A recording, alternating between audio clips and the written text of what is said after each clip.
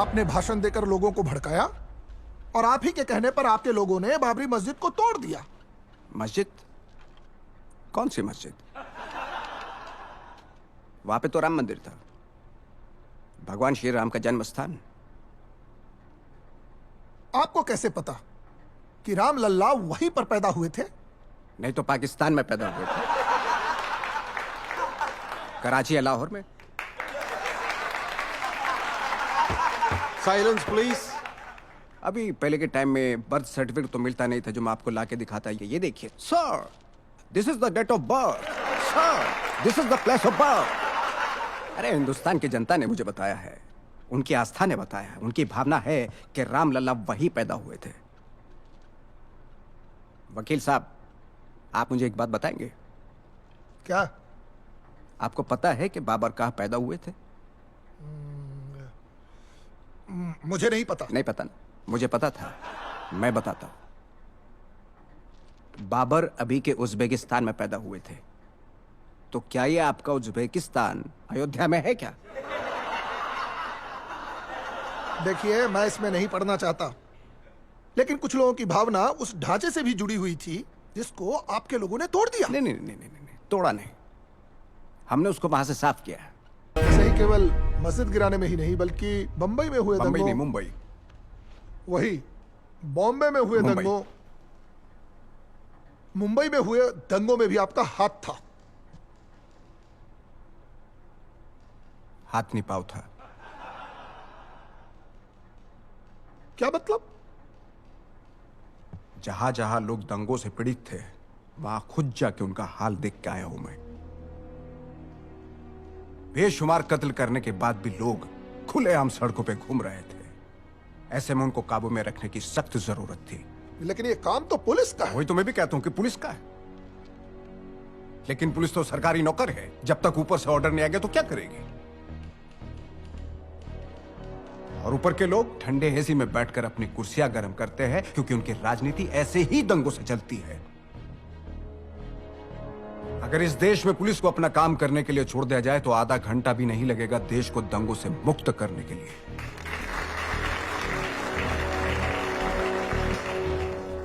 आप भी तो ऐसे ही दंगों की राजनीति करते हैं। नहीं नहीं नहीं, मुझे ऐसी राजनीति करने की जरूरत नहीं, लेकिन जब देश की बात आती है तो मैं राजनीति का खेल नहीं करता। आप तो खेल में भी राजनीति करते हैं।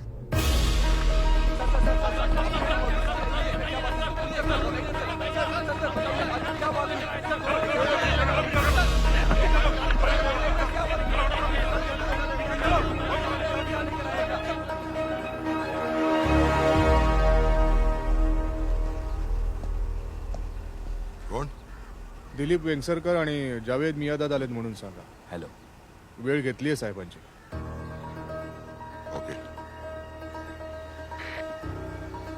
दिलीप वेंगसरकर आणि जावेद मियांदाद आलेत.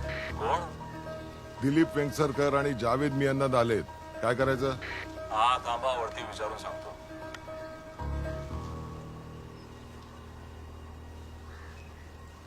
हा पाठवा त्यांना. हा ठीक आहे.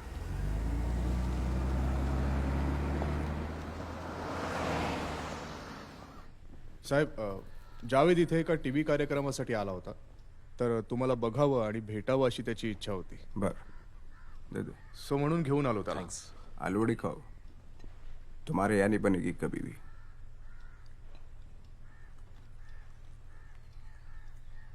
सर, मैंने आपके क्रिकेट के जुनून और जानकारी दोनों के बारे में बहुत सुना है. वो हमारी ये ख्वाहिश थी कि, मेरा मतलब है कि हमारी आपसे गुजारिश थी कि हिंदुस्तान के साथ फिर से क्रिकेट मैचेस शुरू हो जाए तो. काय कर्नल, हा काय म्हणतोय? हो साहेब, म्हणजे तुमच्या परमिशन शिवाय ते.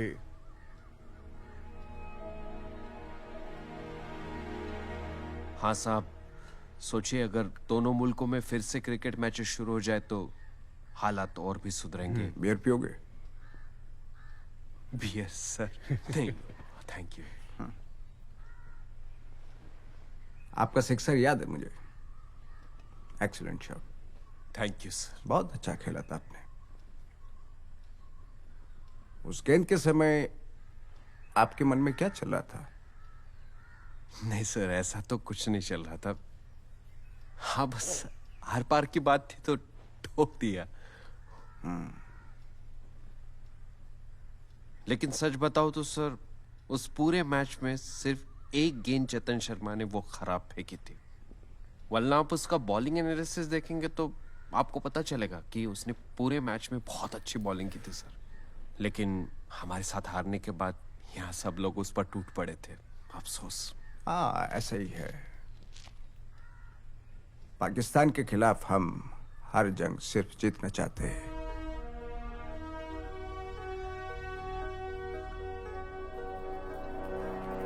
क्रिकेट ही एक ऐसा जरिया है जो दोनों मुल्कों में दोस्ती का पैगाम ला सकता है।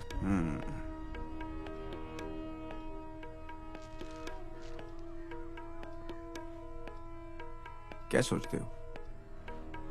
नहीं सर, मैं बस ऐसे सोच रहा था कि आप प्लीज क्रिकेट को मत रोकिए, दोनों मुल्कों में क्रिकेट होने दीजिए, इंशाल्लाह हमारे लिए बेहतर होगा। आप अपने देश के क्रिकेट के बारे में सोचते हो और मैं मेरे क्रिकेट खेलने वाले देश के बारे में सोचता हूं।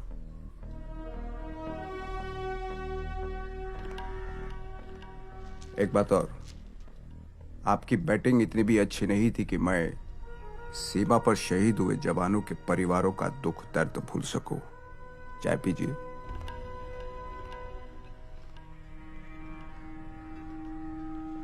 वैसे सर, इस सिलसिले में यहाँ की गवर्नमेंट भी आपसे बात करना चाहती है। खेल के लिए गवर्नमेंट की नहीं, ग्राउंड की जरूरत पड़ती है।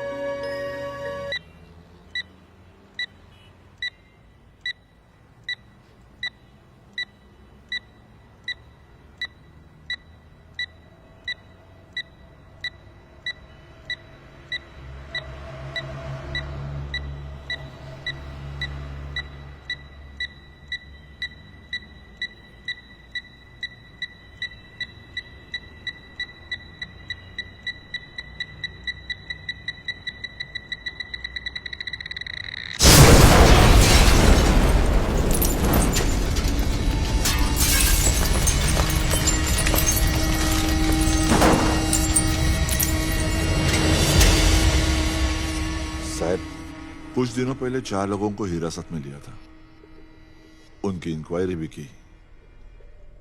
उन्होंने जो जानकारी दी उसके हिसाब से बोला बोला। आपकी हत्या की साजिश थी साहब। पहले से ही पता चला इसलिए ठीक रहा, लेकिन जैसे ही पता चला हम लोगों ने तुरंत एक्शन ले लिया।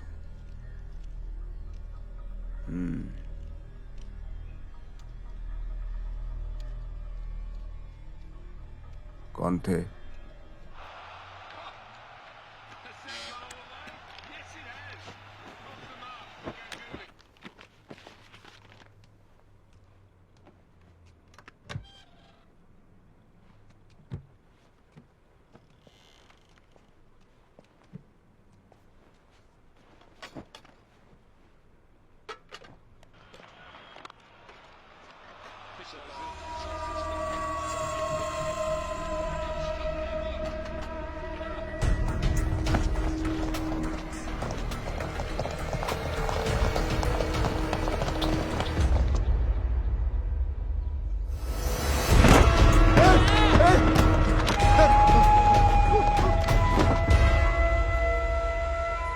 मियाँ बढ़िया तंदूरी लगाया, एक बोटी कबाब लगा दे।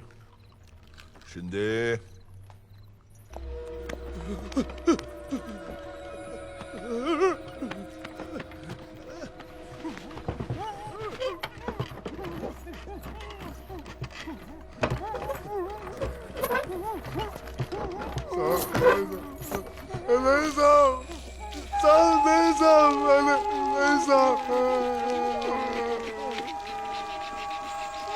मियाँ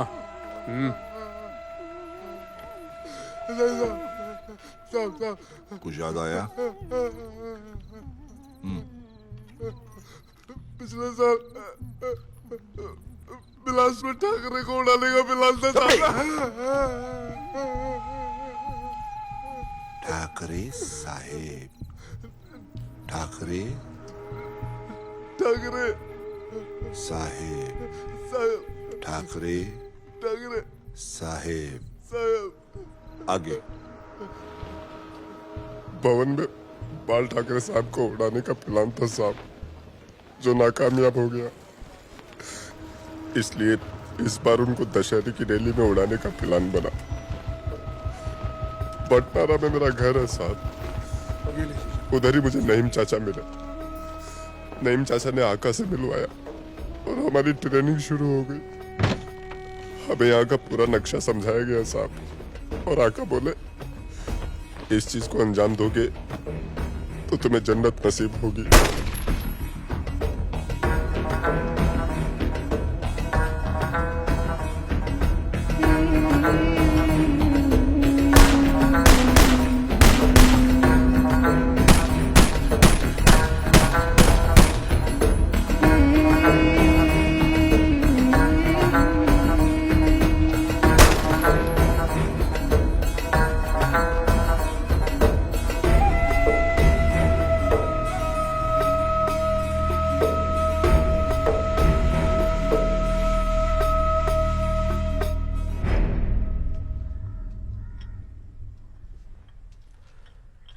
ये केस रिकॉर्ड पे ली है क्या?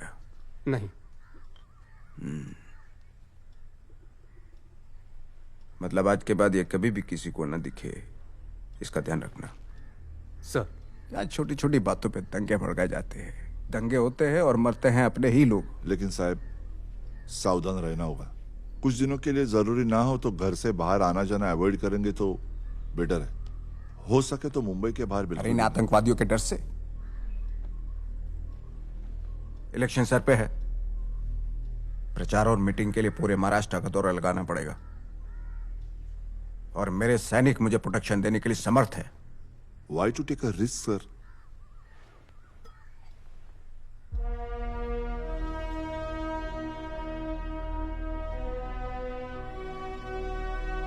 जिस रंग की गोली मुझे छू के गुजरेगी वो रंग इस देश से हमेशा के लिए मिट जाएगा ऑफिसर।